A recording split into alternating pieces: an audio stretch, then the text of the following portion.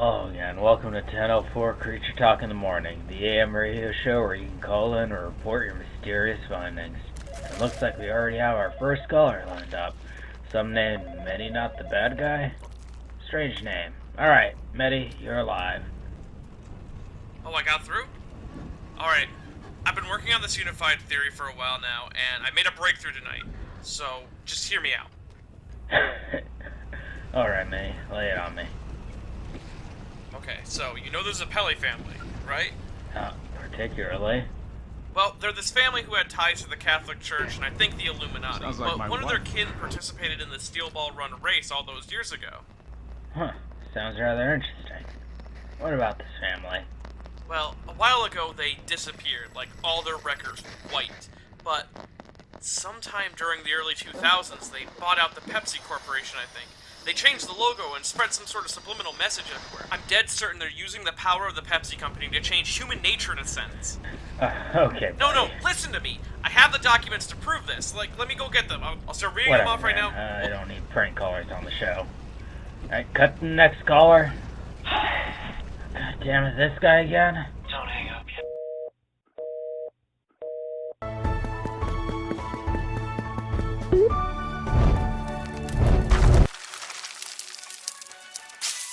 Oh shoot, I'm sorry. Sorry for what? My daddy taught me not to be ashamed of my mobile game choices, especially since they're all varied and have fun gameplay and all. Yeah, I see that. Guardian Tale by Cacao Games. Your daddy gave you good advice. It's a nice mix of retro game feel and modern quality of life improvements. It kinda feels like you're playing a classic action-adventure RPG with cute pixel graphics. On top of that, you get a ton of fun game modes such as the single-player story mode, which just got an update in the form of Chapter 9, Raw Empire, with 5 main stages, 6 sub-stages, and 1 main quest, plus much more. You also have towers, dungeons, and the floating castle. Along with this, you can pull on gacha for 50 different great characters and 200 different sets of equipment to pick from, especially the new 3-star hero, the noble succubus Bianca. So my roster gets bigger when I pull on it? Though sometimes, when I pull on it, I don't get the character I want. Well, my daddy taught me a few things too, like how to get the characters you want by pulling on the game when the right banner is up. And luckily for you, there's currently a free summon event starting from September 26th to October 3rd where players will get 10 free summons per day for up to 50 summons. Will you show me? I'd be right happy to. And you can get on this action too by downloading the game from the link below. Now I get what you're saying. The claim that the Zapelli family somehow created Pepsi or at least owns the Pepsi Company in some way seems pretty crazy at first. But if you follow me down this rabbit hole that I've uncovered, we can see that it's more possible than you might first think.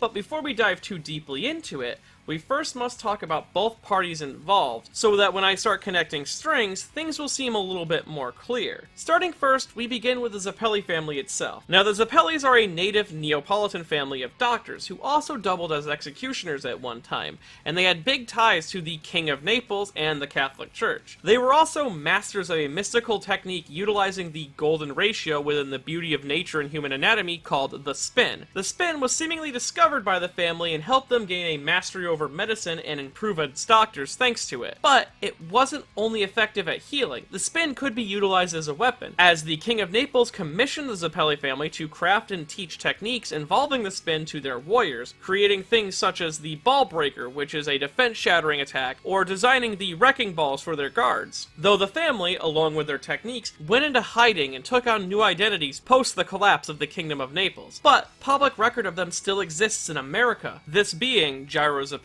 as he was a racer who took part in the 1890s race across the continental United States, the Steel Ball Run race. Though he never finished the race himself, he did keep a powerful grasp on the lead through most of it, making his involvement undeniable. And I wonder why him or his family would disappear like this. Maybe it's because they're secretly hiding in plain sight all along within the walls of the Pepsi Company. Now, the Pepsi Company is a company responsible for the distribution and creation of the soft drink known as Pepsi. Pepsi, originally called Pepsi Cola, or Brad's Drink. Now, Pepsi was created by Caleb Bradham in 1893, 3 years after the Steel Ball Run race, and 7 years after the global sensation known as Coca-Cola. The name Pepsi Cola originates from Bradham's own original purpose, this being a tonic to assist with digestion, so he used the digestive enzyme pepsin as a reference for the name. Along with this, the cola was also in reference to the cola nuts used as part of the ingredients, and due to its taste and marketing, it was a leading competitor in the soda wars. But tragedy struck in 1923. The Pepsi Cola company went bankrupt due to a wild inflation of sugar prices thanks to the Great War, and had to close up shop, assumedly forever, leaving Coca-Cola to reign free over the drink distribution scene, until 1931, where Charles George Guth would show up and reinstate the Pepsi Company, and he began to turn it into the massive empire we know today. One of his greatest tactics was underselling his competition, while supplying a larger quantity of drinks. Along with this, he created America's first ever sales jingle that played on radios. Though he didn't remain the permanent president of PepsiCo, Guth's influence on the company was to ride the back on any failings of his competitors. Like in 1985, when Coke decided to change up their formula, spawning the new Coke formula. This change had such a negative reaction that Pepsi began to take off and become the leading soda in America. This led to Coke inevitably returning to its original formula,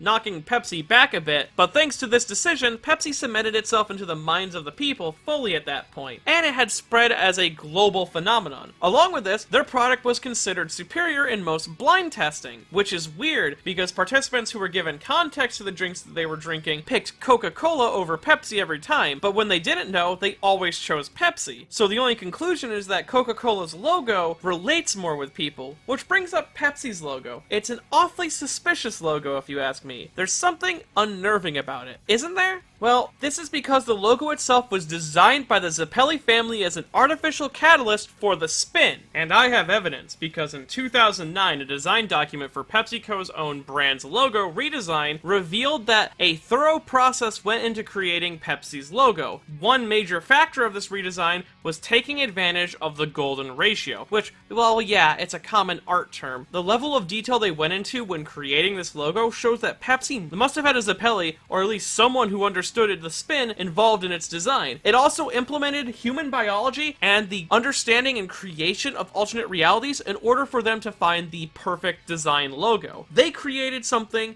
that is basically guided evolution for humanity, through moving from convention to innovation through the utilization of human DNA in the design, so that Pepsi can guide the future. Along with this, they were working towards something known as the Pepsi universe, by compressing 8 light years worth of evolution into a single design, which, if you don't know, is how we got Pepsi Man, actually. Pepsi Man is from the Pepsi universe and was pulled in through this creation, kind of like a miniature black hole opened up while they were designing this, and he sort of popped out, though they obviously needed to hide the fact that he came from an alternate universe. So they gave him his own video game spin-off and his own commercials. That wasn't CGI, that's a real creature. Luckily, it's been contained. Though the smoking gun that lays PepsiCo, obviously in the hidden laps of the Zapellis, is that the design of the new Pepsi logo is based off of geomagnetism, specifically the geomagnetism of the planet, which is also the working design behind the steel balls, which were created by the Zapelli family for the Kingdom of Naples, and they're the only ones who made it, and it's unique to them. Now next you might ask how they got involved in this. Well, I mentioned earlier that the Kingdom of Naples collapsed and the Zapellis moved and changed their name, and given the only publicly known Zapelli anymore at that point was the one last seen in America, the best chance they would have to stay hidden was go to America, because obviously they aren't going to look at a place that had Zapellis in it. They also took on very American names, but they needed to be subtle, not too strange so they wouldn't draw attention. Thus, Gregorio Zapelli became Charles George Guth. Trying to pull the wool over our eyes, Mr. Zapelli? I don't think so. I see through these tricks. But the better question is,